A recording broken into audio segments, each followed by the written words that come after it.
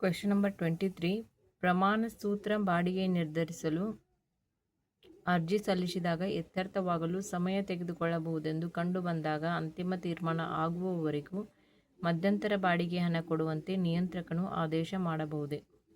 Options A ಹೌದು, B ಮಾಡಲು ಅವಕಾಶವಿಲ್ಲ, ಸಿ ಕಾನೂನಿನಲ್ಲಿ ಹೇಳಿದ್ದರೆ ಮಾತ್ರ, ಡಿ ಇಲ್ಲ. So the answer is option A ಹೌದು. 24ನೇ ಪ್ರಶ್ನೆ.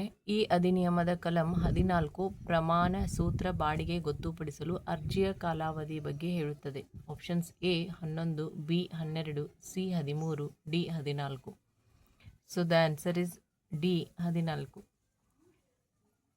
ಪ್ರಶ್ನೆ 25. ಯಾವುದೇ ಬಾಡಿಗೆದಾರನು ನಿಗದಿಪಡಿಸಿದ ಅವಧಿಯಲ್ಲಿ ಬಾಡಿಗೆಯನ್ನು ಪಾವತಿಸಬೇಕು. ಇಂತಹ ಕರಾರು ಇರದಿದ್ದ ಪಕ್ಷದಲ್ಲಿ ಪ್ರತಿ ತಿಂಗಳು ಯಾವ ದಿನಾಂಕದ ಒಳಗಾಗಿ ಪಾವತಿಸಬೇಕು? Options A 15, B 16, C 21, D 30. So the answer is option A 15. 26ನೇ ಪ್ರಶ್ನೆ. ಬಾಡಿಗೆದಾರನಿಂದ ಬಾಡಿಗೆ ಹಣ ಅಥವಾ ಇತರ ವೆಚ್ಚಗಳನ್ನು ಪಡೆದುಕೊಂಡಿದ್ದರೆ ಅದಕ್ಕೆ ರಸೀದಿಯನ್ನು ಕೊಡಬೇಕು. ಸರಿ, ಅಂತಹ ವೆಚ್ಚಗಳನ್ನು ಅಂಚೆ ಮನಿ ಆರ್ಡರ್ ಮೂಲಕ ಅದಕ್ಕೆ ತಗಲುವ ವೆಚ್ಚವನ್ನು ಮುರಿದುಕೊಂಡು ಕಳುಹಿಸಬಹುದೇ? ಆಪ್ಷನ್ಸ್ ಎ ಇಲ್ಲ, ಬಿ ಹೌದು, ಸಿ ಬರುತ್ತದೆ, ಡಿ ಮೇಲಿನವುಗಳಲ್ಲಿ ಒಂದು. So the answer is option B ಹೌದು. 27ನೇ ಪ್ರಶ್ನೆ. ಬಾಡಿಗೆದಾರ ನಿಗದಿತ ಸಂದಾಯ ಮಾಡಿದ ಬಾಡಿಗೆ ಹಣ ಅಥವಾ ಇತರೆ ವೆಚ್ಚವನ್ನು ಮಾಲೀಕನು ಪಡೆದುಕೊಳ್ಳಲು ನಿರಾಕರಿಸಿದ್ದಲ್ಲಿ ಅಥವಾ ರಸೀದಿಯನ್ನು ಕೊಡಲು ನಿರಾಕರಿಸಿದ್ದಲ್ಲಿ ಅಥವಾ ವ್ಯಕ್ತಿಯ ಬಗ್ಗೆ ಸಂದೇಹವಿದ್ದಲ್ಲಿ ನಿಗದಿತ ರೀತಿಯಲ್ಲಿ ಯಾರಲ್ಲಿ ಠೇವಣಿ ಇಡಬೇಕು? ಆಪ್ಷನ್ಸ್ ಎ ನಿಯಂತ್ರಕ, ಬಿ ವಿಭಾಗೀಯ ನಿಯಂತ್ರಕ, ಸಿ ಪ್ರಧಾನ ನಿಯಂತ್ರಕ, ಡಿ ಮೇಲಿನ ಎಲ್ಲವೂ. So the answer is option A ನಿಯಂತ್ರಕ. ಪ್ರಶ್ನೆ 28. ಜಮಾವಣೆ ಮಾಡುವ ಸಮಯ ಹಾಗೂ ಠೇವಣಿ ಮಾಡುವುದರ ಸಲುವಾಗಿ ಸಲ್ಲಿಸುವ ತಪ್ಪು ಮಾಹಿತಿಯೊಂದಿಗೆ ಅರ್ಜಿ ಸಲ್ಲಿಸುವ ತಪ್ಪು ಮಾಹಿತಿಯೊಂದಿಗೆ ಅರ್ಜಿ ಸಲ್ಲಿಸುವುದರ ಪರಿಣಾಮ ಬಗ್ಗೆ ಯಾವ ಉಪಬಂಧ ಹೇಳುತ್ತದೆ?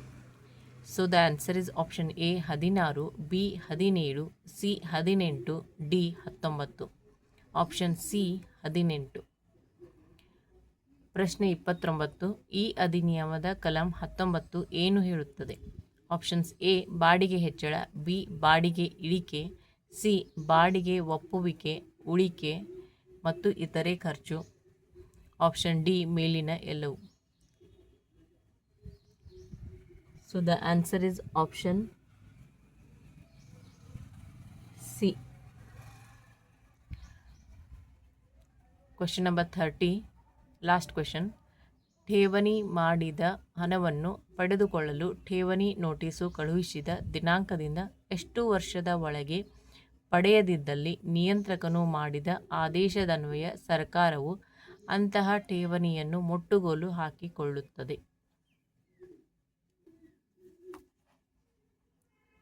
ಆಪ್ಷನ್ಸ್ ಎ 5 ವರ್ಷ, ಬಿ 10 ವರ್ಷ, ಸಿ 15 ವರ್ಷ, ಡಿ 20 ವರ್ಷ. So the answer is option A 5 ವರ್ಷ.